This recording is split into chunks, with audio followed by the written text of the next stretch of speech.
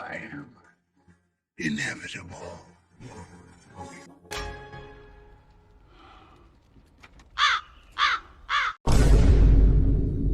So இந்த effect எப்படி பண்ணுறது அப்படிங்கிறத இந்த வீடியோவில் பார்க்கலாம்.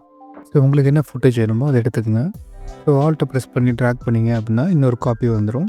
தென் அந்த ஃபுட்டேஜை செலக்ட் பண்ணி கிளிப்பில் போய்ட்டு ஃப்ரீஸ் ஃப்ரேம் கொடுத்துருங்க. ஸோ இந்த ஃபுட்டேஜில் இருக்க பேக்ரவுண்ட் மட்டும் தான் நமக்கு தேவை. ஸோ தானஸை ரிமூவ் பண்ணணும். இன்கேஸ் நீங்கள் எதாவது ஃபுட்டேஜ் எடுக்கிறீங்க அப்படின்னா ஃபஸ்ட்டு வந்து ஆப்ஜெக்ட் இல்லாமல், அதாவது ஒரு பர்சன் வச்சு எடுக்கிறீங்க அப்படின்னா அந்த பர்சன் இல்லாமல் அந்த ஃபுட்டேஜை ஃபஸ்ட்டு எடுத்துக்கங்க ஸ்டேபிளாக வச்சு. தென் அந்த பர்சனை வச்சு அந்த ஃபுட்டேஜ் எடுங்க. இப்போ ஈஸியாக அந்த எஃபெக்ட் பண்ணிடலாம். ஸோ இது எப்படி இமேஜாக கன்வெர்ட் பண்ணுறது அப்படிங்கிறத மட்டும் நான் இப்போ சொல்கிறேன். ஸோ ஃபுட்டேஜை செலக்ட் பண்ணிவிட்டு கலர் டேப் எடுங்க. வியூ விண்டோவை ரைட் கிளிக் பண்ணி கிராப் ஸ்டில் கொடுத்துருங்க. தென் இந்த ஃபைலை எக்ஸ்போர்ட் பண்ணிங்க அப்படின்னா உங்களுக்கு ஒரு இமேஜ் கிடச்சிரும். இது கேன்வாவில் எடுத்துகிட்டு போயிட்டு ஆப்ஜெக்ட் ரிமூவல் ஆப்ஷனில் கார்னர்ஸை மட்டும் ரிமூவ் பண்ணிவிடுங்க. மற்றதெல்லாம் பார்த்தீங்கன்னா ஏஏ வந்து ஆட்டோ ஃபில் பண்ணிவிடும். ஸோ உங்களுக்கு ஒரு பேக்ரவுண்ட் க்ளீன் ஷீட் கிடச்சிரும். ஸோ இப்போ அந்த இமேஜை தான் நம்ம யூஸ் பண்ண போகிறோம். ஆட் பண்ணிக்கங்க. ஸோ இப்போ நம்ம ஆப்ஜெக்டை ரிமூவ் பண்ணி பேக்ரவுண்ட் மட்டும் தனியாக எடுத்தாச்சு. ஸோ இனிமேல் இந்த ஃபுட்டேஜ் உங்களுக்கு தேவையில்ல, ரிமூவ் பண்ணிடலாம். ஸோ தென் இந்த 2 ஃபுட்டேஜையும் செலக்ட் பண்ணி நியூ ஃபியூஷன் கிளிப் கொடுத்துருங்க. தென் அந்த கிளிப்பை செலக்ட் பண்ணி ஃபியூஷன் கிளிப் எடுங்க. ஸோ இதில் இருக்க மர்ஜ் நோட்ஸ் அண்ட் பேக்ரவுண்ட் நோட்ஸை நான் ரிமூவ் பண்ணிடுறேன்.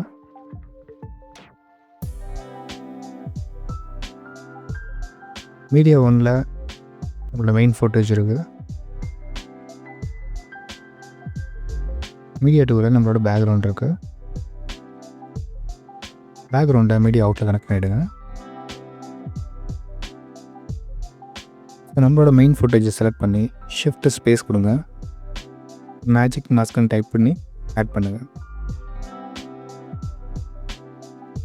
தென் மேஜிக் மாஸ்க்கை செலக்ட் பண்ணி உங்களுக்கு எந்த ஆப்ஜெக்ட் ரிமூவ் பண்ணுமோ இந்த ஆப்ஜெக்டை மட்டும் செலக்ட் பண்ணிக்கோங்க.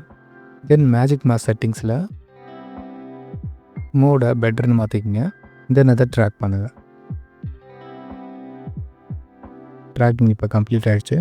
தென் நம்ம பேக்ரவுண்டோட செலக்ட் பண்ணி ஷிஃப்ட் ஸ்பேஸ் கொடுத்து டிஸ்பிளேஸ்ன்னு சொல்லி டைப் பண்ணுங்கள். தென் அந்த நோட ஆட் பண்ணுங்கள். தென் மேஜிக் மாஸ்க் நோட டிஸ்பிளேஸ் நோட்டில் கனெக்ட் பண்ணுங்கள்.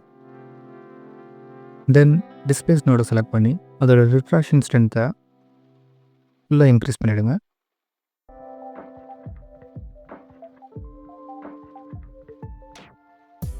தென் லைட் பவர் வேல்யூவை 0.2 வச்சுக்கோங்க. நம்ம எஃபெக்ட் அப்ளை ஆகிடுச்சு.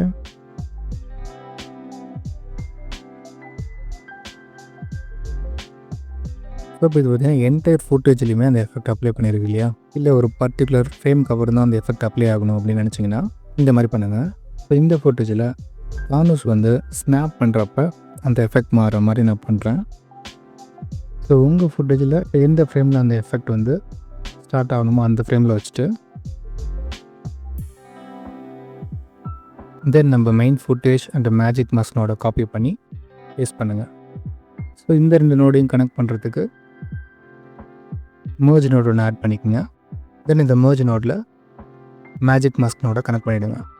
தென் மேஜிக் மாஸ்க்னோட செலக்ட் பண்ணி தென் மேஜிக் மாஸ்க் செட்டிங்ஸில் மேட்டில்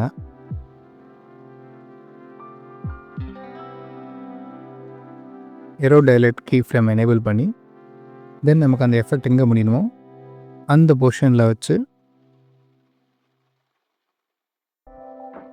அதோட வேல்யூவை டிக்ரீஸ் பண்ணுங்கள்.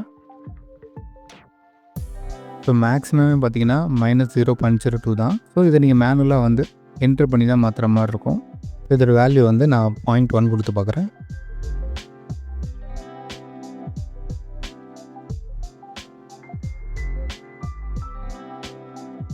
ஸ்டில் இன்னும் ஃபுல்லாக மறையலை அப்படிங்கிறனால இன்னும் கொஞ்சம் வேல்யூ இன்க்ரீஸ் பண்ணி பார்ப்போம்.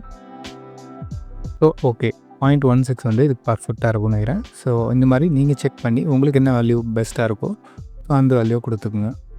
ஸோ கொஞ்சம் கலர் ரேடிங்லாம் பண்ணிவிட்டு செக் பண்ணி பார்த்தீங்கன்னா இந்த மாதிரி தான் இருக்கும்.